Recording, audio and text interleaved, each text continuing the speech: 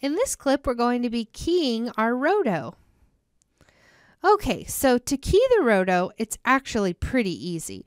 We just need to go to this last frame where everything was good and then start to move backwards a little bit. So I usually like to go only a little bit at a time. So maybe just a few frames this way.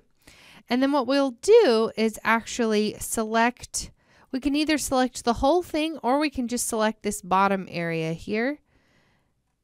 And once everything is selected, you can see I'm just kind of left clicking and dragging to select all of those points. And then I move in and then I can move them into place. Now some of them are going to match up really nicely and others will not. Now another issue that I have is that because I can see the robot here, it is kind of giving me a bit of trouble. So I'm going to jump back over here to where I'm just looking at the roto and the background footage. So that is kind of taken away. I don't have to worry about those issues.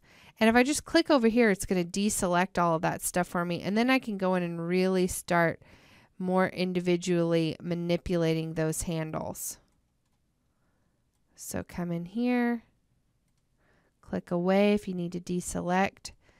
And most of this you should be able to do with kind of those, you know, those big sweeping motions I was showing you where we're just grabbing a whole bunch of things and just kind of moving them all at once. You don't have to get in there and get, you know, quite so perfect. We just want it to be really close. And most of the time you do need a rotoscope to be really perfect, but in this case, just because it's all this foliage, there's a little bit of wiggle room with something like this. So that's kind of a plus. There we go. Maybe just a little bit more there. And it looks like this one's just a little bit off here.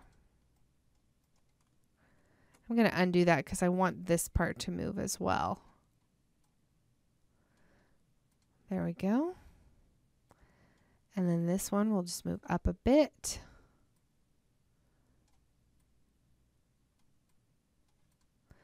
And if you had trouble drawing your rotoscope, well, if you just didn't have enough time to do it, just jump into your exercise files and you can grab kind of where I'm at the beginning of this lesson or last lesson, and you'll have this same roto that's already all drawn out for you and you don't have to go through and do every single one. Okay, so now I've got 2 points. I've got a key here and here. And because it automatically does a key wherever you draw the rotoscope, you don't even have to tell it to key. It just is automatically doing it as we're moving that around. Now I want to check right in between the keys and make sure that it's moving at the right speed.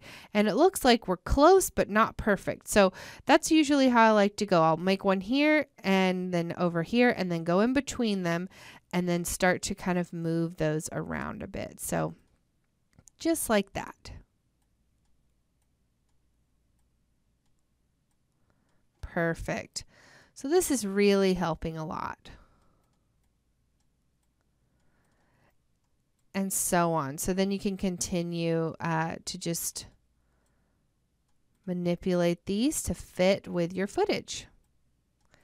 And rotoscoping isn't, you know, the funnest thing that was ever invented, but some people kind of find it relaxing that it's just, you know, a sort of therapeutic thing.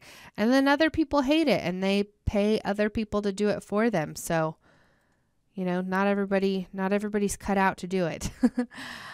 So I'm kind of getting close here on getting those in place. That looks pretty good right there. So I would continue this process on kind of, you know, going about the same distance away from my last keyframe, moving it, and then going in between. Now, we start to run into an issue once we start back here. So now I start to have some leaves in the foreground kind of coming up through here. So what we're going to do for the purposes of this project is not actually start the footage at the very beginning. We're starting it just a little bit later. So just right over here around frame 90 is where I'd like that to be. So just really quickly as a little bonus for you, the way that we can do that, you may be wondering, you know, in After Effects, I can just kind of pull the side, you know, the work area over here, and then that part is gone. So what I'll do is I'll go ahead and hit the S key over here. And instead of frame range being 0 to 306, I'll just change it to 90 to 306. And now we're only dealing with this part here.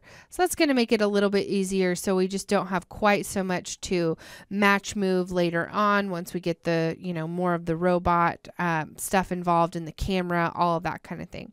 So I would just continue my process on down through here until I got that rotoscope to match up perfectly with all of my footage. Now sometimes you're going to have a second roto maybe for other little parts that stand out. So, you know, there's more advanced techniques, and I would encourage you to go on Pluralsight's website and check out rotoscoping for Nuke if you really want to get into it. But this is the basics, and this is a pretty basic, easy shot to do this with. So I'm going to meet back up with you in the next lesson where we're going to learn how to use a roto as a mask input.